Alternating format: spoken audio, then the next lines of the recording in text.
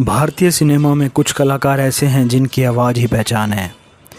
एक ऐसा विलेन जिसका होना हिंदी फिल्म में सफलता की गारंटी माना जाता था। एक ऐसा कलाकार जिसकी रौबदार आवाज़ के सामने बड़ा से बड़ा कलाकार भी बौना लगने लगता था। उसके डायलॉग पर सिनेमा हॉल में सीटियां बजने लगती थी। उनका हर किरदार इंसान के बुरे रूप को शक्तिशाली तरीके से पर्दे पर प्रस्तुत करता था। तो आपने कुछ सोचा? चलो कोई बात नहीं, हम ज़्यादा समय ना खर्च करते हुए बता देते थे। वो थे भारतीय सिनेमा के महान कलाकार जनाब अमरीश पुरी जी। तो आइए आज उनकी ज़िंदगी के कुछ हिस्सों पर नज़र डालते हैं। बात शुरू करने से पहले मैं अपने दर्शकों को एक प्रार्थना करना चाहूँगा कि वीडियो को शेयर, लाइक व कमेंट करना ना भूलें। दोस्तों, आपका ये प्रयास ही हमारी हौसला अफजाई है। जब जब भारतीय सिनेमा की बात होती है तो दो विलेन ज़रूर याद किए जाते हैं, एक गब्बर और दूसरा मोगेम्बो। इतनी बेहतरीन फिल्में देने वाले अमरीश जी की लाइफ इतनी आसान नहीं थी। पुरी जी का जन्म 22 जून 1932 को पंजाब में हुआ था। उनके पिता का नाम लाला निहाल सिंह और मां का नाम वेद कौर था। पुरी जी ने शुरुआती पढ़ाई पंजाब से करने के बाद शिमला बीएम कॉलेज से ग्रेजुएशन किया। पुरी जी 4 भाई बहन थे, चमनपुरी, मदनपुरी, बड़ी बहन चंद्रकांता और छोटे भाई हरीश पुरी। अमरीश जी के दोनों भाई फिल्मों में थे तो वे भी फिल्मों में हीरो बनने का सपना देखा करते थे। महज 22 साल की उम्र में ऑडिशन देने के लिए पुरी जी मुंबई पहुंच गए। ये वर्ष 1954 की बात है। उन्हें यह कहकर खारिज कर दिया गया कि उनका चेहरा पथरीला है। इसके बाद पुरी जी ने रंगमंच का रुख किया। उन्होंने सत्यदेव दुबे के नाटकों में अभिनय का जौहर दिखाया। बाद में वे पृथ्वीराज कपूर के पृथ्वी थिएटर में बतौर कलाकार अपनी पहचान बनाने में सफल हुए। एक बार राज कपूर साहब उनका नाटक देखने के लिए आए तो ऑडिटोरियम दर्शकों से भरा पड़ा था। नाटक खत्म होने के बाद राज जी ने पुरी जी को गले से लगाया और उनके कान में कहा कि आप हिंदी फिल्म उद्योग की एक निशान बनोगे। हीरो बनने का सपना टूटने के बाद वे कर्मचारी राज्य निगम में क्लर्क की नौकरी करने लगे। नौकरी के दिनों में उनकी मुलाकात नेशनल स्कूल ऑफ ड्रामा के निर्देशक इब्राहिम अलका जी से हुई। उनके कहने पर वे थिएटर से जुड़ गए। शुरुआत में इन्होंने स्टेज सफाई जैसे मामूली कार्य भी किए। अमरीश जी ने अपने जीवन के 40वें बसंत में अपनी फिल्मी कैरियर की शुरुआत की थी। वर्ष 1971 में उन्होंने बतौर खलनायक सुनील दत्त साहब की रेशमा और शेरा फिल्म में काम किया, लेकिन इस फिल्म से वो पहचान नहीं बना सके। पुरी जी ने 1970 में रिलीज़ प्रेम पुजारी फिल्म में भी एक छोटा सा रोल निभाया था। श्याम बेनेगल साहब सत्यदेव दुबे के थिएटर ग्रुप में अमरीश जी से मिले थे। उस समय अमरीश जी लाइफ इंश्योरेंस एजेंट थे तथा मोटरसाइकिल पर इधर से उधर घूमा करते थे। बेनेगल जी ने बताया कि उन्होंने अपनी पहली फिल्म अंकुर के जिस कलाकार को कास्ट किया था उसकी शारीरिक मौजूदगी तो अच्छी थी, पर वो सही तरीके से डायलॉग नहीं बोल पाता था। उन्होंने उस कलाकार की आवाज़ अमरीश जी से डब करवाई, लेकिन बाद में उन्हें महसूस हुआ कि अमरीश जी को ही रोल दे देना चाहिए था। इसके बाद बेनेगल जी ने निशांत बनाई तो उन्होंने पुरी जी को रोल ऑफ़र कर दिया। अमरीश जी का रोल लोगों को इतना पसंद आया कि वो प्रसिद्ध हो गए। इसके बाद उन्होंने बेनेगल जी के साथ निशांत, मंथन, भूमिका, कलयुग और मंडी जैसी फिल्मों में काम किया। 1980 में रिलीज हुई फिल्म हम 5 से अमरीश पुरी जी को देश भर में पहचान मिली। उनके दमदार अभिनय के बाद उन्हें विलेन के रोल मिलने लगे। विधाता में उन्होंने जगवार चौधरी नाम से विलेन का किरदार निभाया। इसके बाद शक्ति व हीरो जैसी हिट फिल्मों में काम करते हुए वो मशहूर विलेन बन गए। इस दौरान यदि अमरीश पुरी जी के पसंद के किरदार की बात करें तो उनका मनपसंद रोल गोविंद निहलानी की 1983 में प्रदर्शित कलात्मक फिल्म अर्धसत्य में निभाया था।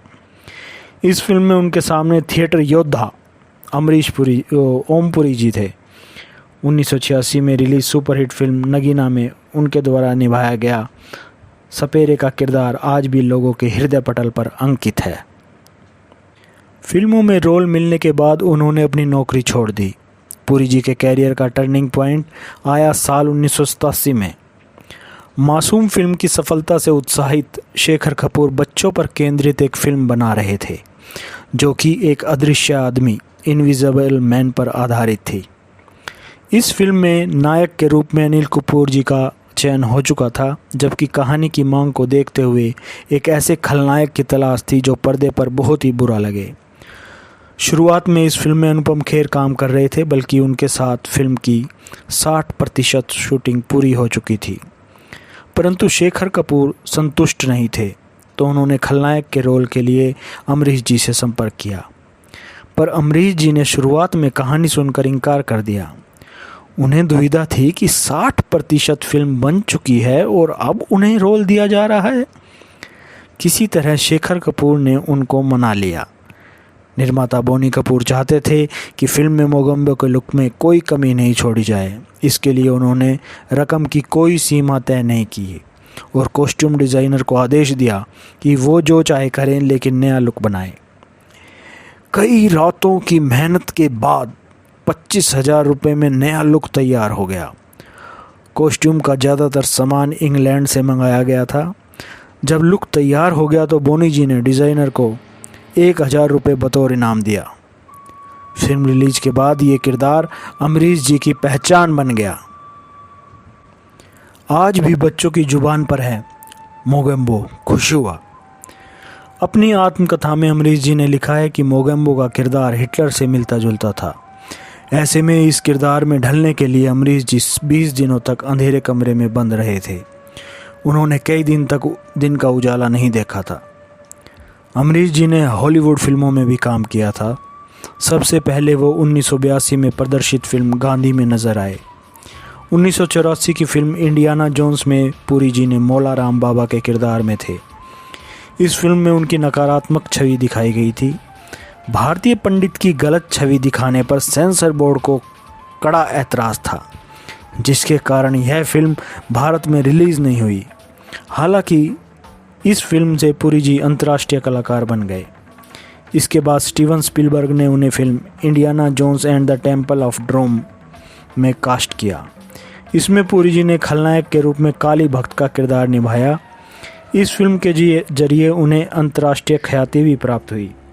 इसके बाद उन्होंने कई हॉलीवुड फिल्मों के प्रस्ताव मिले, लेकिन उन्होंने स्वीकार नहीं किए, क्योंकि उनका मानना था कि हॉलीवुड फिल्मों में भारतीय मूल के कलाकारों को नीचा दिखाया जाता है। एक किस्सा उनकी फीस से भी जुड़ा है। विलेन के रोल की शुरुआत करने वाले अमरीश जी ने सन 1995 के बाद कुछ सकारात्मक भूमिकाएं भी निभानी शुरू कर दी थी। उन्होंने निर्माता NNCP की एक फिल्म इसलिए छोड़ दी थी क्योंकि उनकी मांग के मुताबिक उनको भी 80 लाख रुपए नहीं दिए जा रहे थे। अमरीश जी ने इंटरव्यू में कहा कि मेरा जो हक है वो मिलना चाहिए। मैं एक्टिंग के साथ कोई समझौता नहीं करता। लोग मेरी एक्टिंग देखने आते हैं, प्रोड्यूसर को पैसा मिलता है क्योंकि मैं फिल्म में होता हूँ, तो क्या प्रोड्यूसर से मेरा पैसा मांगना गलत है? जहाँ तक सिप्पी साहब की बात है तो फिल्म मैंने बहुत पहले साइन की थी। वादा था कि फिल्म साल के अंत में शुरू होगी, लेकिन 3 साल बीत चुके हैं। मार्केट का भाव बढ़ गया है। अगर वो मुझे इतना पैसा नहीं दे सकते तो मैं उनकी फिल्म नहीं कर सकता। अमरीश पुरी जी की आवाज़ दमदार थी। वे रोज़ आवाज़ को बेहतर करने के लिए कुछ घंटे अभ्यास करते थे। वो चाहते थे कि लोग ज़्यादा से ज़्यादा उनकी आवाज़ फिल्मों में ही सुने। ऐसे में वो कभी भी अपनी आवाज़ रिकॉर्ड करने नहीं देते थे। अखबारों या मैगजीन को इंटरव्यू देते वक्त भी वो अपनी आवाज़ रिकॉर्ड करने नहीं देते थे। इंटरव्यू वालों से वो साफ कह देते थे कि प्लीज़ अपना रिकॉर्डर बंद कर लीजिए। वो ये भी कह देते थे कि कवर स्टोरी में जगह मिलेगी तभी इंटरव्यू दूंगा। तो ऐसे थे हमारे अमरीश पुरी जी। एक किस्सा अमरीश जी के समय के पाबंदी का भी है। अमरीश जी समय के बहुत पाबंद थे। उनके लिए एक एक मिनट की भी कीमत बहुत ज़्यादा थी। पुरी ने 80 के दशक में गोविंदा जी के साथ 2 कैदी और फर्ज जैसी फिल्मों में काम किया। एक दिन शूटिंग का समय सुबह 9 बजे था, लेकिन गोविंदा शाम 6 बजे पहुँचे। इस बात से पुरी जी इतना नाराज़ हुए कि पहले तो उन्होंने गोविंदा को खूब खरी खोटी सुनाई, फिर गुस्से में थप्पड़ जड़ दिया। इसके बाद दोनों ने कभी एक साथ काम नहीं किया। ऐसा ही एक किस्सा, एक बार अमरीश जी को महज 15 मिनट का शॉट देना था, पर साथी कलाकार बार बार अपनी लाइनें भूल रहा था। शूटिंग में इतना समय लगते देख वो गुस्से में सेट छोड़कर चले गए। डायरेक्टर सतीश कौशिक ने खूब मान मनोवल के बाद उन्हें मनाया था। दामनी फिल्म में पुरी जी ने इंद्रजीत चड्ढा नाम के एक वकील का रोल निभाया था। फिल्म में लटे सवारते हुए तौन लिए वकील का आइडिया खुद अमरीश जी का था। उन्होंने ही निर्माताओं से ये लुक रखने की मांग की थी। तौन दिखाने के लिए कॉस्ट्यूम डिज़ाइनर ने खास जैकेट तैयार किया था, जिससे अमरीश पुरी जी मोटे दिखते थे। रियल लाइफ में अमरीश जी बहुत ही सज्जन पुरुष थे। श्याम बेनेगल जी ने बताया कि एक बार उनके दोस्त के परिवार का एक्सीडेंट हो गया। पत्नी ठीक थी, पर दोस्त और बेटा काफ़ी गंभीर हालात में थे। अस्पताल को उनके रेयर ब्लड ग्रुप की ज़रूरत पड़ी, जो कि अमरीश पुरी जी का भी था। उन्होंने उस दोस्त से कोई जान पहचान भी नहीं थी। बावजूद इसके वो अस्पताल पहुँचे और डॉक्टर साहब से कहा कि जितना मर्जी हो ब्लड ले लें, मैं इसके लिए तैयार हूँ। तो ऐसे थे हमारे अमरीश पुरी जी। अमरीश पुरी जी के बच्चों के दोस्त उनके घर आने से बहुत खौफ खाते थे। फिल्मों में उनके निभाए विलेन के रोल उनके बच्चों के मन में बैठ गए थे। इसी वाक़या के कारण सन 1993 में गर्दिश फिल्म से पुरी जी ने सकारात्मक भूमिकाएं निभानी शुरू करी और ऐसी निभाई कि लोग पहचान ही नहीं पाए कि ये वही खूंखार विलेन है जिसकी आवाज़ से ही बड़ा पर्दा तो क्या, पूरी सिनेमा जगत कांपता था। तो दोस्तों, ऐसे थे हमारे अमरीश पुरी जी। यही नहीं, वो छोटा बड़ा कोई भी कलाकार हो, उसके अंतिम संस्कार में ज़रूर पहुंचते थे। अमरीश पुरी जी का 12 जनवरी 2005 को निधन हो गया था, लेकिन वो अपनी एक्टिंग के दम पर आज भी भारतीय सिनेमा में जिंदा है। उनका जीवन हमें यही हौसला देता है कि 40 साल की उम्र में भी कुछ भी हो सकता है। उन्होंने अपने रोल पूरी शिद्दत के साथ निभाए।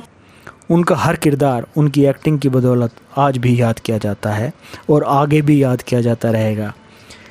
कलाकार आते जाते रहेंगे, लेकिन जो मुकाम अमरीश जी ने हासिल किया है उसको तोड़ना, उस रिकॉर्ड को तोड़ना बहुत ही मुश्किल है। तो दोस्तों, इसी के साथ मैं शीतल सोनी आपसे विदा लेता हूँ। अगली बार फिर एक शख्सियत का जीवन ब्यौरा आपके सामने प्रस्तुत करूँगा। तब तक आप चैनल से जुड़े रहिए और शेयर लाइक करना कभी भी ना भूलें।